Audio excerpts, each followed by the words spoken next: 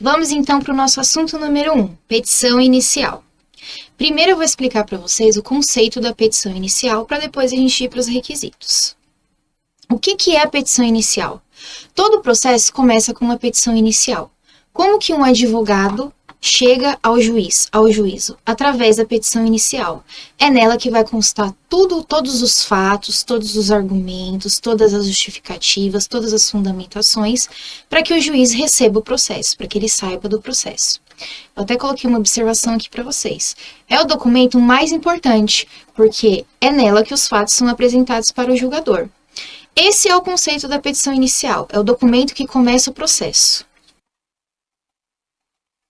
Agora nós vamos falar dos requisitos da petição inicial. Os requisitos da petição inicial, eles constam no artigo 309 do CPC. Vocês vão ver que eu tirei aquela coisa do CPC 2015, tá, gente? Vamos esquecer isso, já tem quase 10 anos, é esse CPC que a gente trabalha, certo? Eu vou falar cada um dos requisitos e eu vou explicar cada um deles para vocês. Juízo a que é dirigida, os nomes, os prenomes, estado civil, a existência de união estável, a profissão, o CPF ou CNPJ, endereço eletrônico, o domicílio e residência do autor e do réu. Fato e os fundamentos jurídicos do pedido, o pedido com as suas especificações, valor da causa, provas com que o autor pretende demonstrar a verdade dos fatos alegados, a opção do autor pela realização ou não de audiência de conciliação ou de mediação. Então, agora eu vou explicar cada um desses incisos para vocês, tá? O que é o inciso número 1? O Poder Judiciário, ele é composto por vários órgãos e é dividido em competências. Então, o autor vai indicar a quem a petição dele é dirigida. Por exemplo, quando a gente entra com uma ação de alimentos, você tem uma competência, você não pode protocolar uma ação de alimentos, por exemplo, no juizado especial criminal, certo? Você tem um local para você protocolar, que é o quê? Na vara da família, daquele lugar que você tá. Isso é competência, tá? 2, qualificação. Identificar as partes envolvidas. Tudo aquilo que eu falei da questão dos nomes, prenomes, CPF, CNPJ, enfim. Tudo isso a gente chama de qualificação. É ali que a gente vai identificar as partes do processo, quem que está envolvido no processo. Número 3. O autor deve demonstrar ao juízo qual direito foi violado e como as leis o protegem no seu pleito. Ou seja, fatos e fundamentos. O que a gente vai fazer? Tá vendo aqui, ó? Fatos e fundamentos jurídicos do pedido. Aqui a gente vai contar a história, o que aconteceu, e a gente vai colocar quais os direitos que foram violados, quais os direitos que a pessoa tem. Fatos e fundamentos. Fatos, a história, fundamentos, o direito. Onde que o direito está amparado na lei, certo? 4. São as pretensões do autor. Ó, o pedido com as suas especificações. Lembrando que o juiz, isso aqui é bem legal, hein?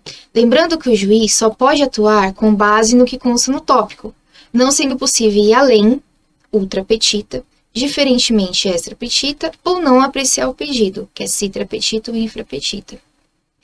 O que acontece? Quando a gente entra com a ação, a gente tem ali os pedidos, são requisitos, né, da petição, o juiz, ele não pode julgar fora daquilo. Por isso que o pedido, ele é um requisito, né, obrigatório.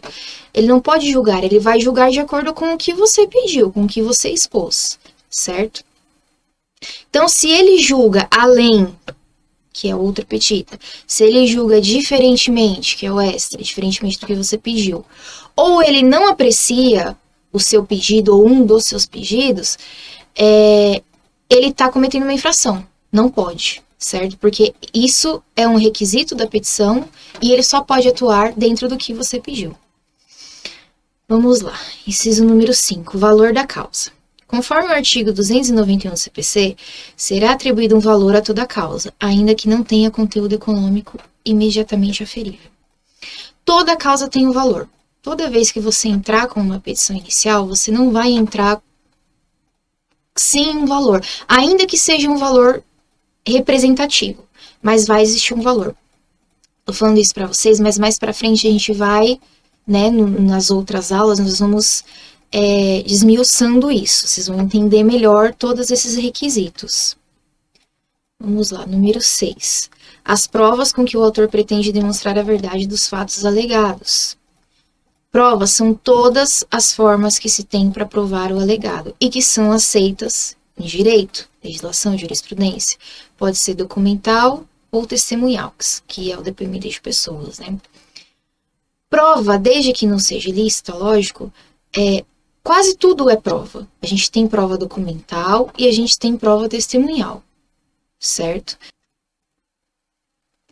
Vamos então para o inciso número 6.